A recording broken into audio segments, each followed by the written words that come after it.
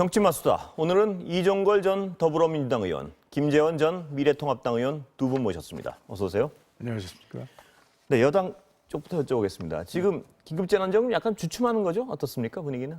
예, 이제 조사도 좀 덜 됐고요. 예. 지금 현재는 코로나 위기가 방역에 전 국민들이 집중하는 것이 좋겠다고 해서 좀 더 논의를 더 하는 걸로 했지만 제가 볼 때 분위기상 이번에도 긴급재난권을 피해가기는 어려울 것 같다. 예. 근데 지급은 해야 될 것 같다라고 하는 생각들입니다. 당의 입장은 분명하죠, 지금? 해야 된다는? 거의? 대부분 그렇습니다. 예. 네. 야당도 마찬가지시죠? 일단 지금 예. 당초 좀 수그러들 듯한 코로나19 사태가 또 다시 시작이 되고 주로 이제 서민 또는 소상공인들이 집중적인 피해를 입기 때문에 일정한 분야, 일정한 계층 또 일정한 소득 수준에 대해서 재난지원금을 지급하자라는 것은 기본적으로 당내 모든 의사를 모은 것으로 알고 있습니다. 그러면 이제 여야가 다 지급에 있어서는 이견이 없으신 것 같습니다만 그렇습니다. 방법론에 좀 이견이 네. 당내에서 이견이 있으신 것 같고요. 네, 당내에 있습니다. 일단, 지난번에는 이제 차등 지급하지 않고 보편적 지급을 했지 않습니까? 예. 이제 1인, 2인, 3인, 4인 가구에 비춰서 30만 원에서 80만 원까지 예. 이렇게 지급을 했는데요. 이번에는 대체적으로 많은 대체적인 경우는 지난번에 했던 것들의 효과를 좀 잘 검토해 봐서 보편적 지급을 하는 것이 오히려 다수의 의견인 것 같고요. 당의 다수의 의견은 아직도 보편적 지금 맞습니까? 예. 선별이나 차별 지급도 일리는 있습니다만 그 시행 과정에서의 역시 구간 설정이나 이런 것들의 어려움이 있고 또 그 문제의 어려운 점은 이번에 김부겸 전 의원이 이제 제기하고 있는 것처럼 지난번에도 국비로 지급한 것과 또 지방자치단체도 뭐 광역 또 기초 이렇게 많이 갈라져 있었지 않습니까? 어느 정도 선 이상에서는 소득세로 그것을 다시 환수하는 절차가 있었거든요.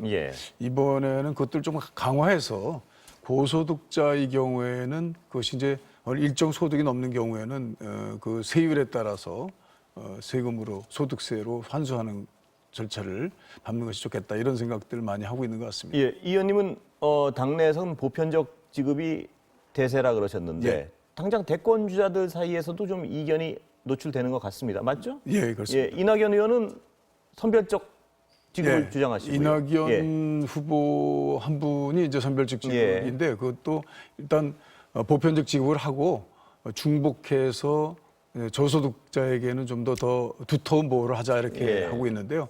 그 나머지 다른 분들의 경우에 뭐 이재명 지사라든지 또는 뭐 박주민 의원 또 김부겸 전 의원 같은 분들은 다 보편적 지급으로 어느 정도 이렇게 다수 형성을 하고 있다 이렇게 생각하면 됩니다. 근데 차기 유력한 당대표가 예를 들어서 선별적 지급을 말씀하실 때 민주당의 어떤 그 당론이나 주요 방향도 변할 수 있는 거 아닌가요? 어떻습니까? 예, 유력한 주자가 이제 당대표가 돼서 그 논의를 좀 이끌어갈 때는 또 그런데 영향을 또 받을 수 있을 것 같다. 차기 지도부가 어떻게 구성되느냐에 이걸 따라서 둘러서 시끄러질 가능성이 얼마든 있다 이렇게 봐도 되는 겁니다. 예, 지난번에도 보면은 재정 당국에서는 많이 반대했지 않았습니까? 그리고 또 야당에서는 소극적이었죠. 그런데 여당 더불어민주당에서 이제 주도하는 형상이었는데 그때도 당의 입장이 이제 어느 정도 주입될 때 지도부의 생각들의 편차에 따라서 바뀔 가능성도 있어서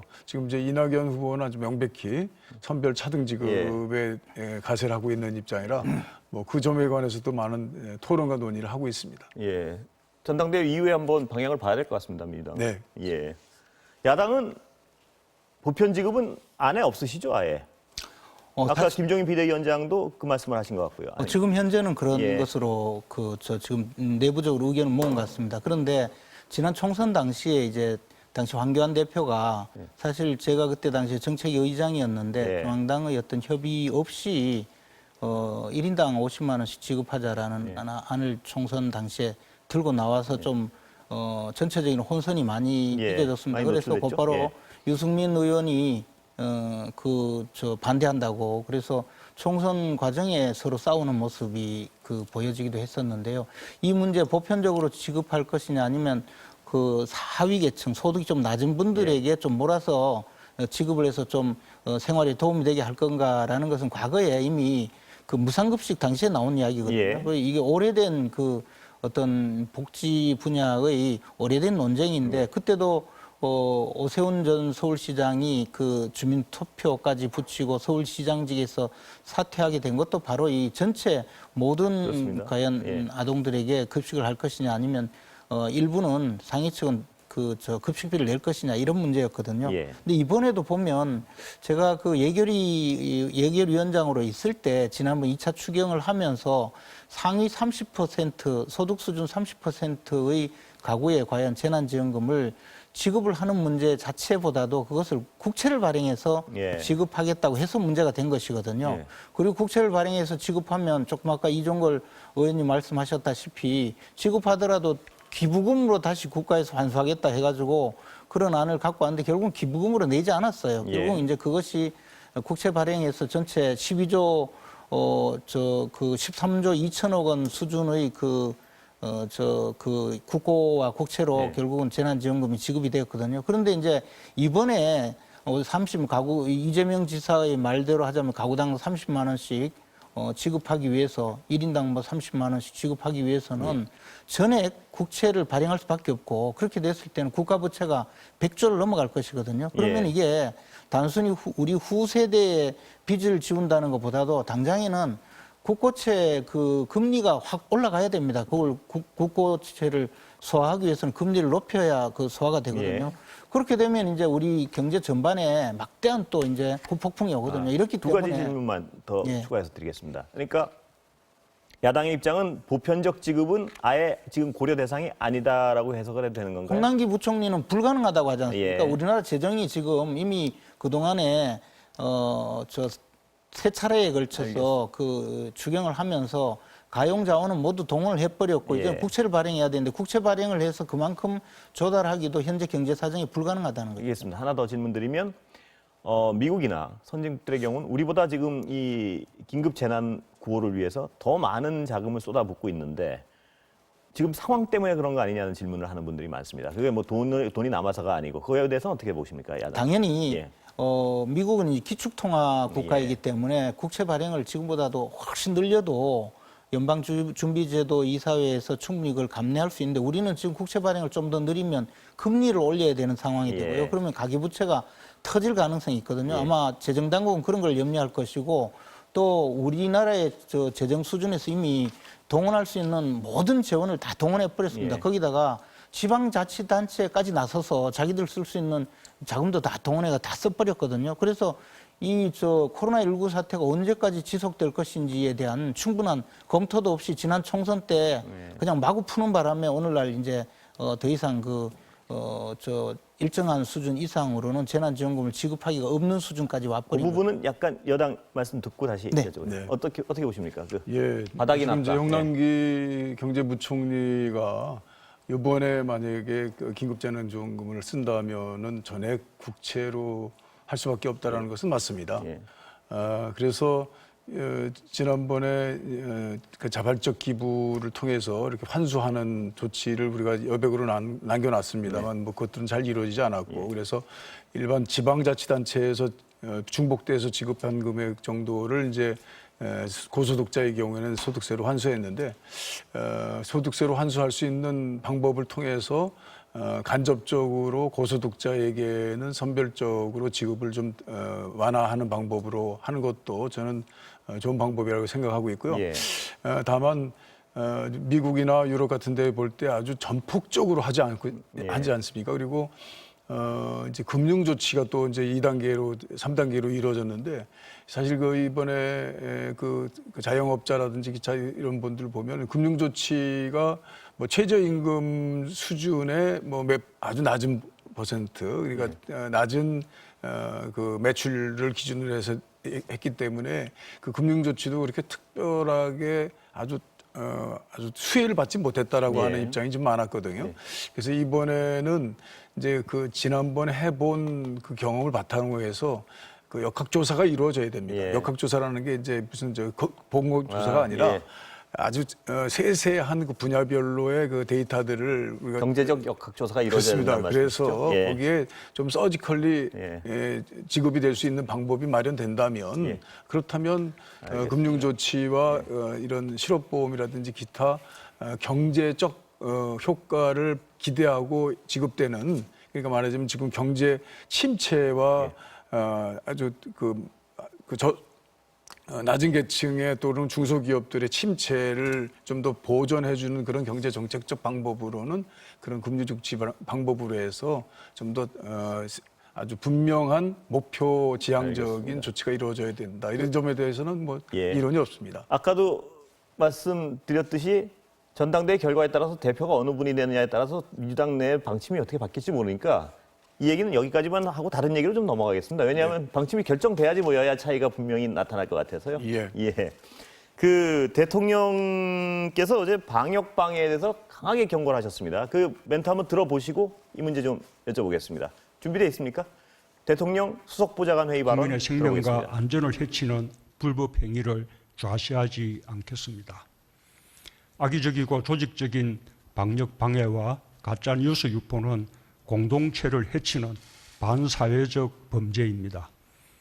행정명령을 거부하며 방역에 비협조하거나 무단 이탈 등 개인 일탈 행위 또한 용납할 수 없습니다. 어떤 종교적 자유도, 집회의 자유도, 표현의 자유도 국민들에게 그와 같은 엄청난 피해를 입히면서까지 주장할 수는 없을 것입니다. 정부는 국민 안전과 공공의 안녕을 지키기 위한 수단으로서 공권력의 엄정함을 분명하게 세우겠습니다. 자, 김 의원님부터 여쭤볼게요. 대통령 발언 들어보셨지만요. 네. 어떤 방역 지침 어기는 데 대한 어떤 강력한 처벌에 대해서는 이견이 없으신 거죠? 그렇죠. 야당도? 예. 지금 이제 최근에 국회에서도 이 방역 지침을 어기고 특히 이제 방역 지침을 좀 어기는 정도의 소극적인 행위 정도는 조금 덜한데 네. 적극적으로 방역 지침을 방해하고 또 더 나아가서 공권력에 도전하고 하는 그런 행위에 대해서는 처벌 수위를 높여야 하고 실제로 또 법원에서도 인신구속을 하는 그런 사례도 많고 하기 때문에 네. 실제 처벌이 또 많이 되고 있습니다. 예.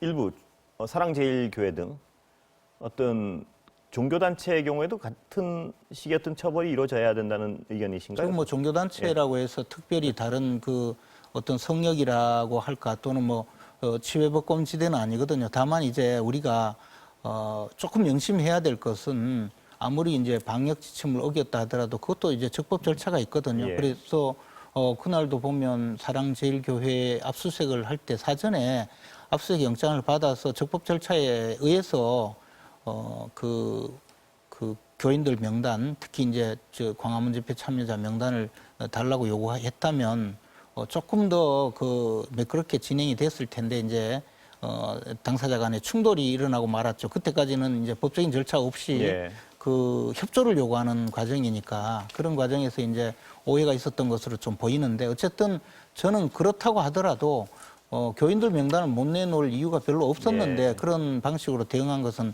그 교회 측의 잘못이라고 생각합니다. 예. 김 의원님은 굉장히 지금 단호하게 말씀을 하시는데 요새 약간 불편한 질문을 드리면 정광훈 목사 이 효과란 말까지 나오고 있습니다. 뭐냐면 정광훈 목사가 전면에 등장하면서 중도 지향해가지고 지지율이 굉장히 가파르게 상승하던 통합당이 지금 현재로 통합당 지지율이 다시 주저앉고 있습니다.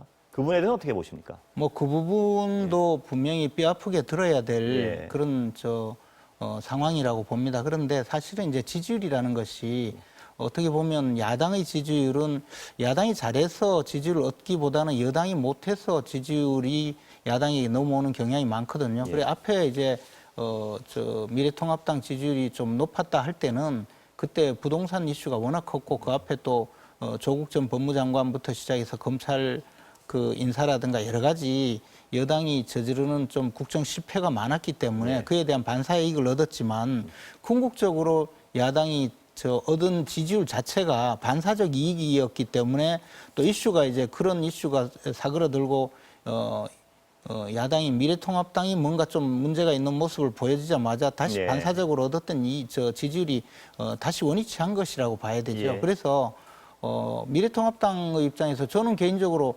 아무것도 안 하고 계속 앉아서 지지율이 올라가기를 기다리는 건 불가능하다고 예. 생각합니다. 그래서 이번 광화문 사태 때도 조금 더 단호하고 분명한 모습을 보였으면 좋지 않을까 생각을 했었습니다. 계속 야당께 질문을 드리게 돼서 그런데 하나만 더 질문드리면, 근데 김 의원님 보시기에는 왜 못하는 건가요, 지금?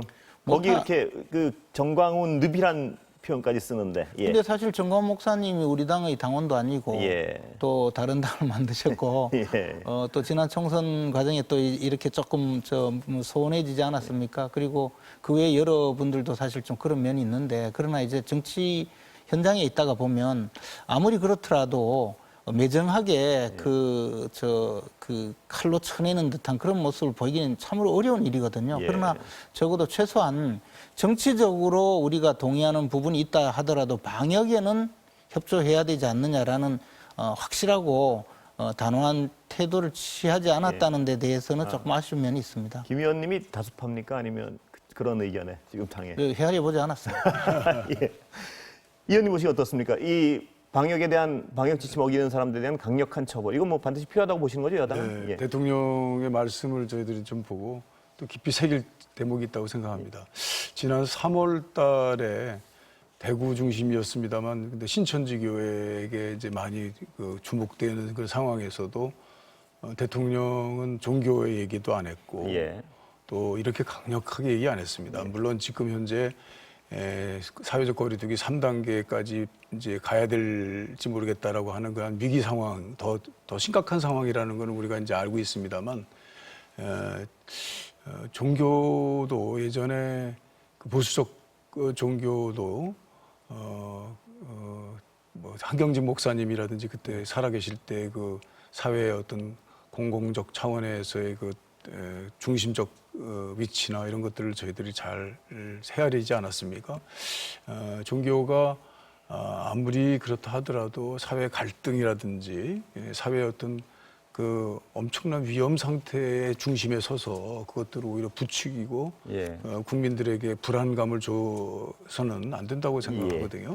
그 시간은 의원님 거의 다 됐는데요. 네. 지금 김 의원님 말씀하시는 거나 이 의원님 말씀하시는 거나 여야가 이제는 거의 서서히 종교건 뭐건 불문하고 방역 지침 어기거나 이런 보편적 가치를 무시하는 데 대해서는 처벌이 강해야 한다는 의견 없으신 거죠? 예. 그런데 이제 한 말씀만 드리자면요.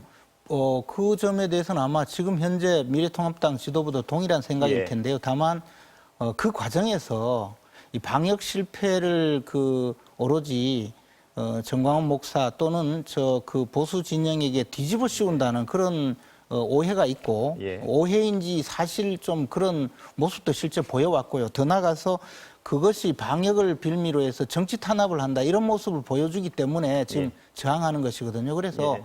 순수한 방역의 문제로 좀 돌아가서 정말 국민의 건강을 생각해서 검역도 하자 또 검사도 하자 이렇게 하면 좋겠는데 예. 뭐 특정인은 이름을 공개하고 알겠습니다. 압박을 하고 이러니까 이제 반발을 할 예. 수밖에 없는 것 아닌가 시간은 다 생각합니다. 돼가지고 김 의원님 오늘은 여기서 제가 반론은 다음에 더 네, 그렇습니다. 여당 쪽 시간을 더 드리겠습니다. 오늘 말씀 감사합니다. 고맙습니다.